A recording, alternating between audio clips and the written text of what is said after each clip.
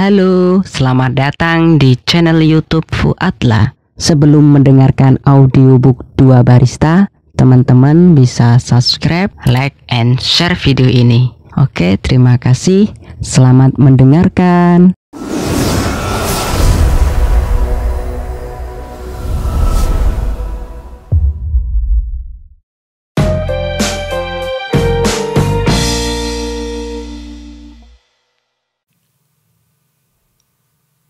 Mozaik 30 Mazarina.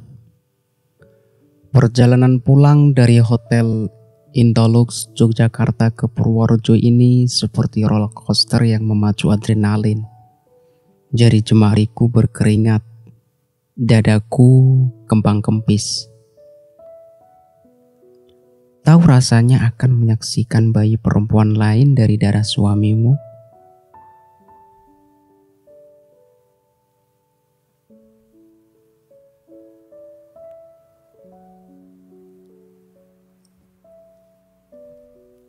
Aku tak bisa mengungkapkan bagaimana hati ini berdebar-debar tiada henti. Tapi aku masih punya inisiatif untuk meminta Mas Afas menghentikan mobilnya di depan baby shop. Termenung beberapa saat di depan etalase, di mana barang-barang itu sudah pernah kami beli beberapa tahun lalu sebelum aku operasi histerektomi. Hanya membeli untuk membelikan kado kerabat dekat, untuk memancing kehadiran bayi di rumah. Bahkan ranjang goyang dan almari kecil warna-warni kami sudah punya.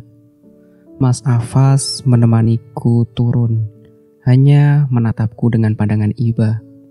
Entah apa yang dia pikirkan, tapi ia bergegas membawakan barang bawaanku.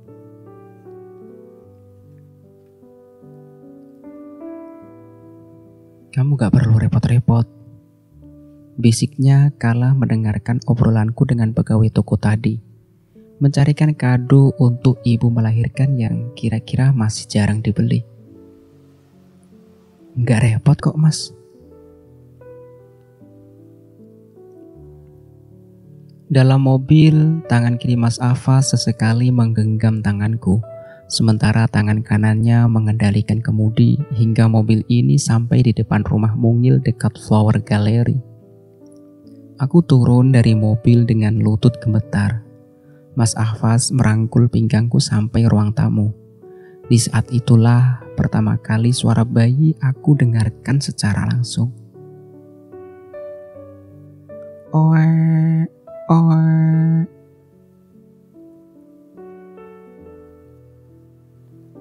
Muncul Mesyaro dari kamar tergopoh-gopoh mencium tanganku.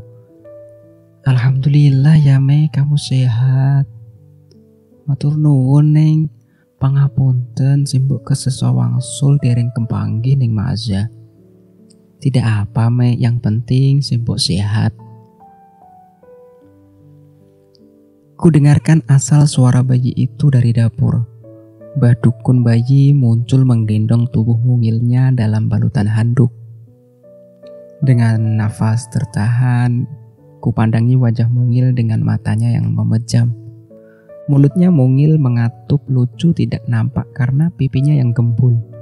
Kedua tangannya menempel pada tubuhnya yang masih memerah. Kuawasi Mbah Dukun mengoleskan minyak ke seluruh tubuhnya, memakaikan grito dan barut dengan rapi, dan membubuhkan minyak rambut yang beraroma lembut. Saat Mbah Dukun beranjak hendak menyerahkan bayi pada Khotimah karena ia harus gantian memijat Mei, ragu-ragu kuulurkan tangan ke arahnya. Biar saya bantu, Mbah.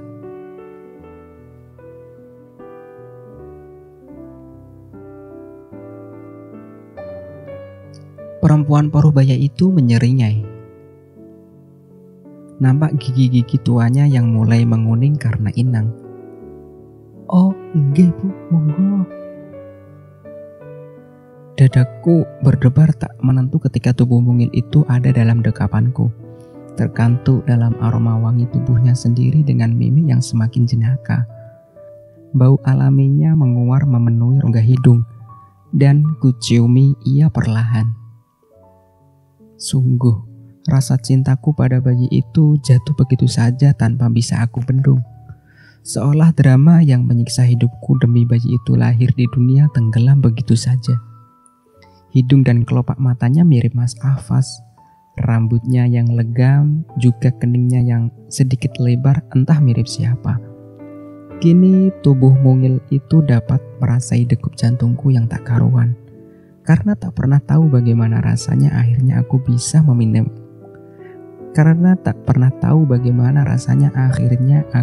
Menimangnya. Kupikir aku mungkin membencinya karena ia bukan darahku. Tapi ternyata tidak, Nak. Ternyata ibu sangat mengagumi dirimu, jatuh cinta pada wajahmu yang tanpa dosa. Mas Afas memandangku berkaca-kaca, meremas pundakku dengan tangannya. Bayi ini sudah dibantu minum susu formula agar dapat kau bawa ke rumah untuk menimangnya. Aku sudah minta izin pada Mei. Hah? Aku ternganga menatap matanya. Tak bisa kutahan kegirangan ini, membayangkan ranjang bayi di rumah akan ditiduri oleh bayi. Almari warna itu akhirnya dapat terisi baju bayi mungil yang lucu. Bolehkah? Sekecil ini? Mas Afas mengangguk.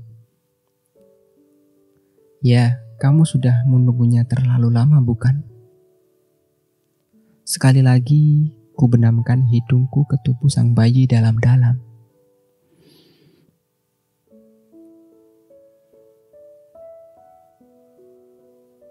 Badrun. Sejak kepulangannya dari Dieng, Badrun merasakan tingkah laku Asih sedikit vulgar tapi ekstrim. Disebut vulgar karena gadis itu sengaja meminta sapu di tangan Mbak Afi untuk menggantikan tugasnya menyapu teras dalam Gus Afas. Otomatis pekerjaannya itu dapat mempertemukannya dengan Badrun yang tengah mencuci mobil di halaman. Ritme menyapunya pun lamban. Ada acara membersihkan kaca juga teralis dengan kain serbet. Hati Badrun tak bisa berbohong.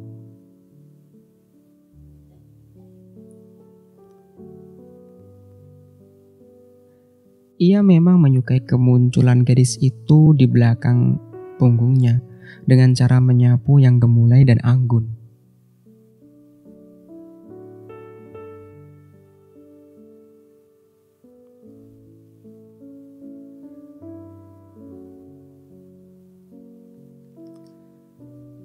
Sesekali melirik ke arahnya dan melempar senyum jika mata keduanya berserobok, membuat sesi mencuci mobil sembari menyetel selawat dari tap mobil begitu mendayu. Tapi sepotong hatinya yang lain mengingatkannya atas wajah Pak Andi, bagaimana lelaki parubaya itu memperlakukannya, menertawakan lagaknya yang amat nyantri dan saat menyebut kata sarjana di hadapannya seolah ia tak memiliki kesempatan secuil pun untuk singgah dalam restunya. Asih berhasil membuatnya berbunga-bunga sekaligus gelisah. Ia bukan lagi remaja yang hanya butuh saling melempar sinyal atau pangkuan cinta dengan bahasa asmara. Ia bukan lagi remaja yang hendak tarik ulur cinta demi kepuasan batin mengisi hari-hari penuh warna. Ia lelaki dewasa yang ketika hatinya telah mencinta, maka pertanyaan berikutnya adalah, kapan engkau akan menghalalkannya? Pertanyaan-pertanyaan itu bagaikan duri yang menghujam ke ulu hatinya. Pernikahan dalam ideologinya tidak semudah yang saling kasmaran dapat memperjuangkan perasaan itu dengan tanpa memedulikan sekitar. Ia lelaki dewasa dengan pemahaman agama yang matang. Cinta dalam kacamatanya sangat kompleks dengan restu berbagai pihak termasuk guru dan orang tua. Sementara Gus Afas sendiri telah mendengar ceritanya dan menganggap bahwa dirinya tidak mukafa'ah. Rasanya kamu butuh mertua lain yang lebih menghargai diri. Rasanya kamu butuh mertua lain yang lebih menghargai dirimu, Kang. Sampean itu orang berilmu. Man ilmu sampean kalau di masa depan hanya diharapkan soal bondolan bondo. Lupa perjuangan agama. Begitu Gus Afas berkomentar. Ingin rasanya Badrun menimpali. Saya ingin menikahi Asih, Gus, bukan menikahi bapaknya. Tapi jelas itu hanya tercekat di kerongkongan, karena itu suul adab. Dan juga ia tahu Gus Afas sering mengaitkan akhlak seorang anak yang berkaitan erat dengan karakter orang tua. Apalagi setelah itu Gus Afas meneruskan, lah bapakmu pengen lamar kayak anak kiai tetangga. Bukankah itu justru hafidhuh? Kenapa kamu tolak? Apa meneh, Pak Andi ini memang tidak mau punya menantu santri Tegal Klopo. Sudah wanti-wanti sejak dulu. Lagi-lagi Badrun tak bisa menjawab. Soal hati memang rumit. Jelas-jelas ilmu agama Asih belum memenuhi standar untuk dijadikan istrinya yang di masa depan ingin membangun pesantren dari sawah bapaknya. Tapi entah kenapa nafsunya selalu menyebut nama Asih dan Asih lagi.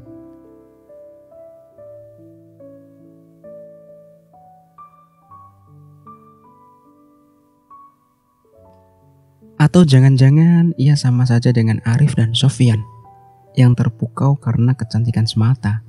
Nyatanya tiap pertemuan ia memang menyukai gaya Asih yang selalu rapi dibanding khotimah lain.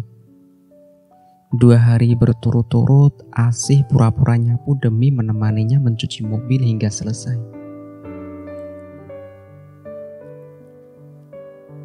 Orang-orang kasmaran memang sering kehilangan rasa malu dan kewarasan. Bahkan saat santri yang lewat menggodanya dengan batuk-batuk dan dehem, Asih tak ambil pusing, tetap menyelesaikan tugasnya. Kecuali jika Neng Mazarina lewat dan menatapnya dengan pandangan aneh, baru Asih akan menghilang dari teras menyingkirkan sapunya. Pagi ini Asih tidak nampak di teras. Badrun justru bertemu dengannya ketika menjemur karpet mobil di belakang dalam secara tak sengaja. Mata gadis itu sembab, pipinya merah dan langkahnya begitu lemas. Ia tidak memakai celak mata dan splash college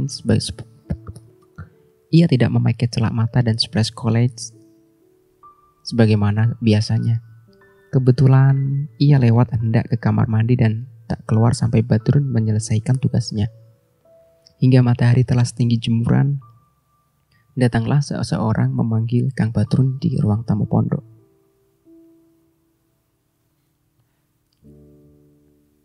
Lelaki seusianya itu mengenakan jas alma mater kampus dengan celana hitam. Ia baru saja mematikan remote mobilnya dan memakai peci saat Badrun datang menghampiri. Badrun sudah menyiapkan kalender dan ponselnya jika lelaki itu datang untuk mengecek tanggal ceramah Gus Afas. Tapi sampai mereka duduk beberapa menit, tidak ada tanda-tanda hendak bertanya soal jadwal Gus Afas. Lelaki itu justru serius bertanya dari mana ia berasal dan apa pekerjaannya.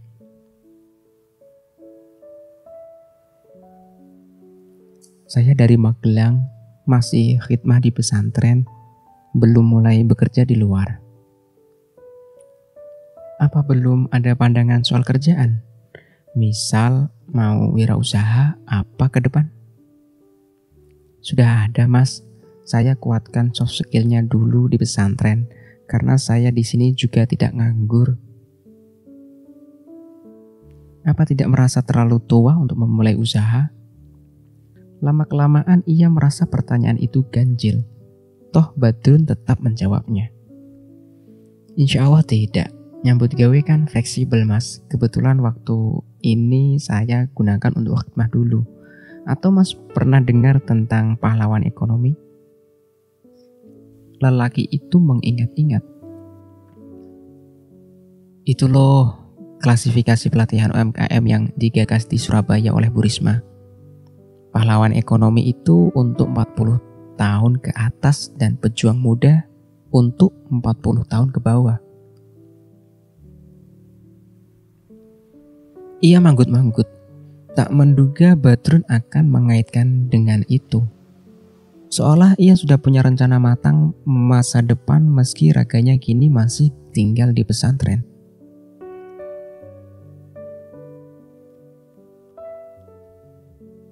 Kalau profesi ayahnya, kami hidup di desa. Bapak saya petani.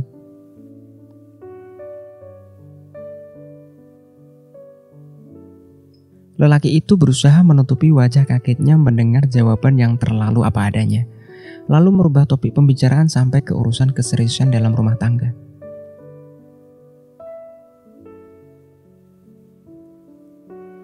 Saya dosen asih yang sudah mengenalnya sebelum ia dikirim di pesantren ini.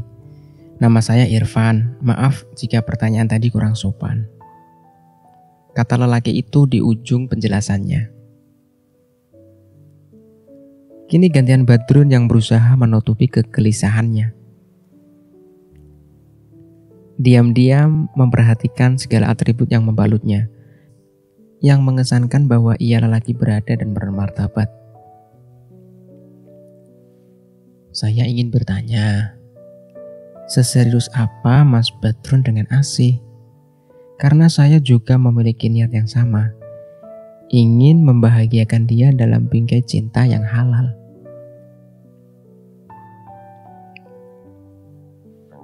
Badrun menelan ludah susah payah. Pertanyaan itu menabuh genderang debar hatinya. Karena kita sudah sama-sama dewasa, saya mohon Mas Badrun memberikan ketegasan. Kalau memang hendak serius, ya lamar dia.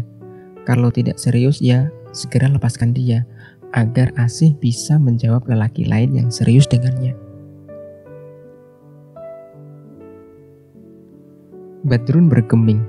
Ia memang sudah mencoba melalui tahap pralamaran dengan silaturahim, tapi belum niatnya sudah dipenggal oleh Pak Andi. Sementara wali Asih adalah bapaknya. Bagaimana bisa niat ibadah itu akan terlaksana jika orang yang paling berhak menikahkan justru memasang lampu merah? Kalau standar Bapak Asih adalah kaum akademisi seperti lelaki di hadapannya, tentu ia harus kuliah selama 7 tahun untuk mengejarnya. Sementara pernikahan yang diobrolkan itu sudah di depan mata.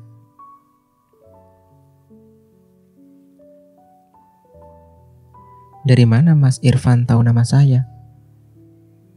Dari Asih sendiri. Badrun melongo. Bahkan ia sendiri belum pernah menyatakan cinta itu secara langsung. Ternyata seserius ini gadis itu menanggapi senyumannya. Ataukah Pak Andi yang cerita kalau ia pernah datang ke rumah mereka?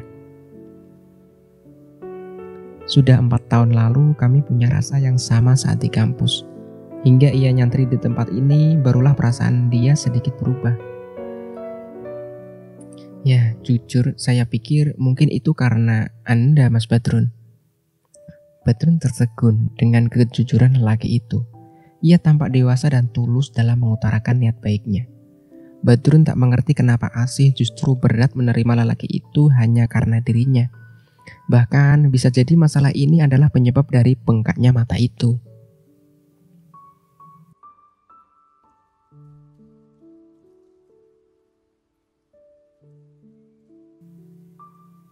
Saya tidak mau menikahi Asih seperti Datuk Maringgi menikahi Siti Nurbaya. Benar, seluruh keluarga sudah merestui hubungan kami. Bahkan mereka sendiri yang membukakan pintu untuk lamaran ini. Tapi saya ingin Asih menerimanya dengan bahagia. Detik ini Badrun seolah bagi sang pembawa kunci. Ia bisa saja membawa lari kunci itu ke tempat paling rahasia sekalipun. Untuk mengambil emas yang ia butuhkan dalam almari demi memuaskan kebutuhan nafsunya agar tidak patah hati. Sementara lelaki di hadapannya telah mengklaim emas itu akan diberikan pada dirinya. Ia hanya meminta tolong agar Badrun memberikan kunci itu padanya. Sekarang tinggal bagaimana jalan yang akan ia pilih. Apakah ia akan tetap teguh membawa kunci itu atas nama perjuangan cinta, atau ia akan memutuskan sesuatu berdasarkan kejerian hati. Hingga lelaki itu pamit undur diri, Badrun masih termenung sendiri merasai gejolak jiwanya.